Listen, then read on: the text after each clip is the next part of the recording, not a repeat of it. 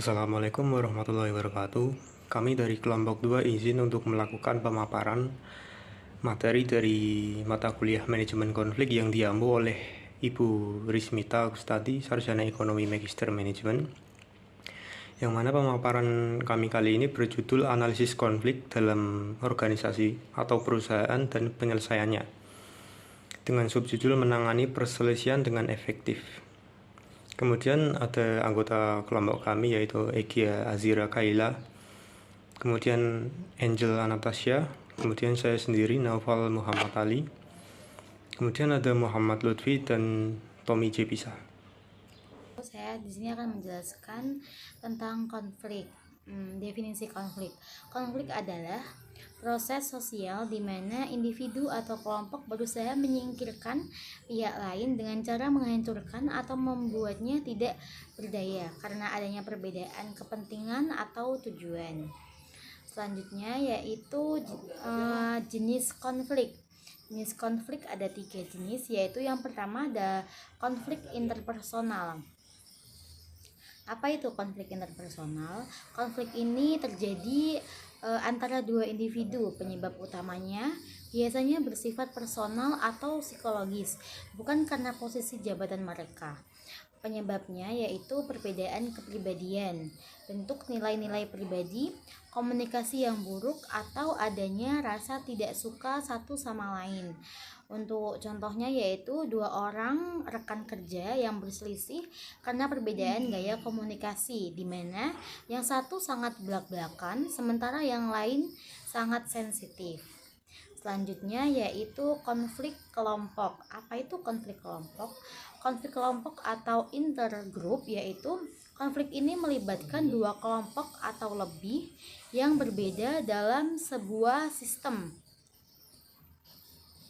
Konflik ini bisa terjadi antara tim, departemen, atau divisi.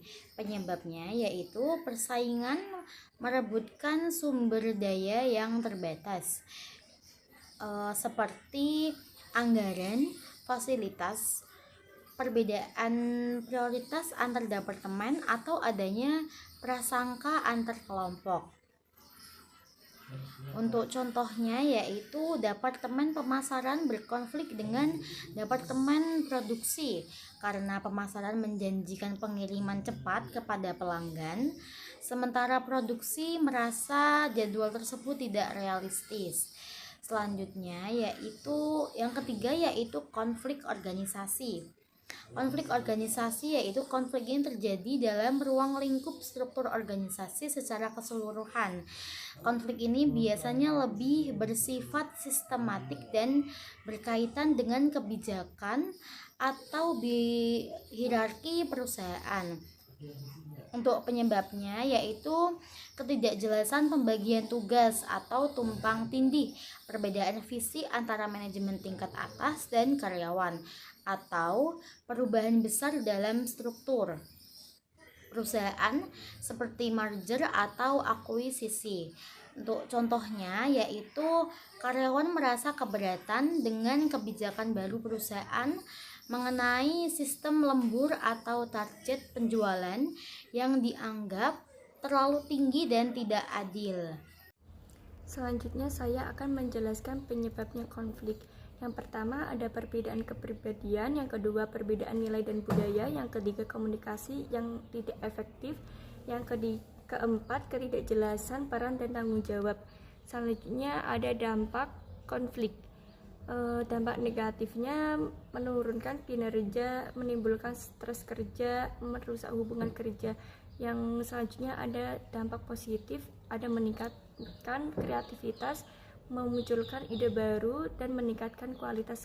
Selanjutnya, penyebab umum konflik. Konflik dalam organisasi biasanya terjadi karena 3 hal. Yang pertama, kepentingan yang berbeda di mana setiap individu punya tujuan masing-masing. Kedua, komunikasi yang tidak efektif sehingga sering terjadi kesalahpahaman. Yang ketiga, ada perbedaan nilai dan budaya yang mempengaruhi cara pandang dan sikap seseorang. Selanjutnya, teknik penyelesaian konflik. Untuk menyelesaikan konflik digunakan pendekatan proaktif Tekniknya meliputi komunikasi efektif, negosiasi, dan mediasi. Sedangkan langkahnya adalah mendengarkan, berdiskusi, dan mencari solusi bersama. Dengan cara ini, konflik bisa diselesaikan secara baik dan tidak berlarut-larut. Saya ingin melanjutkan materi dari teman saya, itu adalah langkah-langkah dalam penyelesaian konflik. Yang pertama, identifikasi masalah. Langkah pertama yang paling kritis sebelum menyelesaikan konflik, Anda harus tahu persis apa sumbernya. Yang harus dilakukan adalah yang pertama, kumpulkan fakta, bukan asumsi atau gosip. Yang kedua, bedakan antara gejala, misalnya sering bertengkar, kerja lambat, dan akar masalahnya bagaimana. Misalnya peran tidak jelas, tidak adil, dan pembagian tugas. Intinya, tanyakan kepada semua pihak apa sebenarnya dari masalah menurut Anda. Hasil urutan masalah yang jelas, spesifik, dan netral. Contoh konflik yang terjadi karena dua divisi berbeda pendapat tentang siapa yang bertanggung jawab mengerjakan laporan akhir. Lanjutnya dalam 2, pahami perspektif. Setelah masalah teridentifikasi, langkah-langkah selanjutnya adalah memahami sudut pandang setiap pihak yang terlibat tanpa memahami. Yang dilakukan adalah dengarkan secara aktif, tidak memotong, tidak memberi solusi. Lanjutnya tanyakan apa kebutuhan Anda di sini dan apa yang Anda rasakan. Yang 3, cara titik temu dari perbedaan tersebut. Mengapa penting? Konflik sering terjadi bukan karena satu pihak jahat, melainkan karena masing-masing memiliki situasi dari sudut pandang yang berbeda. Memahami perspektif orang lain, membangun empati dan menurunkan ketegangan. Yang ketiga, temukan solusi bersama. Langkah-langkah terakhir, ciptakan solusi yang disepakati oleh semua pihak, bukan solusi yang disepakatan. Yang dilakukan adalah libatkan semua pihak dalam diskusi mencari alternatif solusi. Yang kedua, gunakan prinsip win-win solution, saling menguntungkan jika memungkinkan. Nantinya jika tidak ada kesepakatan sempurna, gunakan kompromi atau mediasi. Nantinya tulis kesepakatan secara jelas apakah yang akan dilakukan secara siapa pelaksana dan kapan detailnya.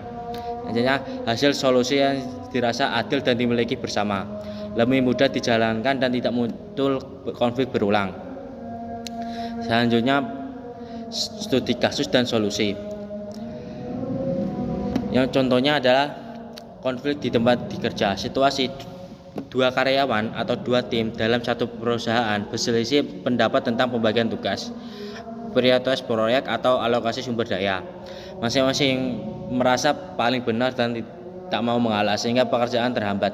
Solusi mediasi dan kompromi. Mediasi, pihak ketiga netral, atasan, HR atau manajer, memfasilitasi pertemuan mediator membantu kedua belah pihak mengungkapkan kepentingannya tanpa saling menyerang, lalu menyerahkan diskusi ke arah solusi. Selanjutnya, kompromi. Setiap pihak bersedia mengakukan sebagai tuntutannya demi mencapai jalan tengah. Contohnya, tim A mendapatkan prioritas proyek minggu ini, tim B mendapatkan prioritas minggu depan. Hasilnya tidak sempurna bagi siapapun, tetapi dari dapat yang diterima dapat konflik dapat diselesaikan. Mengapa solusi ini tepat? Di tempat kerja, hubungan profesional tetap harus dijaga. Mediasi menjaga netralitas, sedangkan kompromi cepat dan realitas untuk konflik yang tidak memerlukan solusi ideal. Contoh yang kedua, perselisihan keluarga. Situasi keluarga, anggota keluarga, misalnya orang tua dan anak atau antar saudara, bertengkar karena perbedaan nilai, gaya hidup atau harapan. Emosi terlalu kuat dan komunikasi sering berubah-ubah dan menjadi saling menyalahkan. Solusinya, komunikasi terbuka dan empati. Komunikasi yang terbuka adalah semua pihak diberi kesempatan berbicara tanpa dipotong, tanpa dihakimi atau tanpa rasa takut. Aturan main, gunakan pertanyaan saya merasa, bukan kamu selalu. Tentunya adalah empati. Berusaha benar-benar memahami perasaan dan sudut pandang orang lain. Meskipun tidak setuju, tanyakan kenapa kamu merasa seperti itu dan dengarkan dengan hati. Dan mengapa solusi ini tepat? Dalam keluarga, hubungan bersifat jangka panjang dan emosional, dan tidak ada pihak ketiga formal seperti kantor. Komunikasi terbuka membangun kembali kepercayaan, sementara empati meluluhkan pertahanan diri. Solusi cenderung berupa saling pengertian, bukan siapa yang menang atau kalah. Selanjutnya adalah peran pemimpin dalam penyelesaian konflik. 1. Menjadi mediator konflik. Pemimpin berperan sebagai penengah yang adil antara pihak-pihak yang berselisih. Artinya pemimpin harus mendengarkan semua pihak tanpa memihak. Yang kedua, membantu menemukan solusi yang win-win. menjaga situasi tetap kondusif agar konflik tidak semakin panas. Yang kedua, membangun komunikasi terbuka. Konflik sering terjadi karena miskomunikasi. Peran pemimpin di sini adalah mendorong anggota tim untuk saling terbuka, menciptakan lingkungan yang aman untuk menyampaikan pendapat, mengurangi kesalahpahaman melalui komunikasi yang jelas. Yang ketiga, mencegah konflik berkembang negatif. Tidak semua konflik buruk, tetapi jika mengelola bisa merusak hubungan kerja. Pemimpin harus cepat mendeteksi tanda-tanda konflik, mengendalikan konflik dalam tim, mengarahkan konflik menjadi sesuatu yang produktif. Selanjutnya adalah kesimpulan. Konflik dalam organisasi merupakan hal yang tidak dapat dihindari karena adanya perbedaan individu dalam organisasi. Namun konflik tidak selalu berdampak negatif jika dikelola dengan baik, dan strategi konflik dapat berubah menjadi sumber kreativitas, peningkatan kualitas kerjasama dalam organisasi. Sekian dari presentasi kelompok kami, kurang lebih mohon maaf apabila ada kekurangan dalam penyampaian materinya. Terima kasih telah memperhatikan. Wassalamualaikum warahmatullahi wabarakatuh.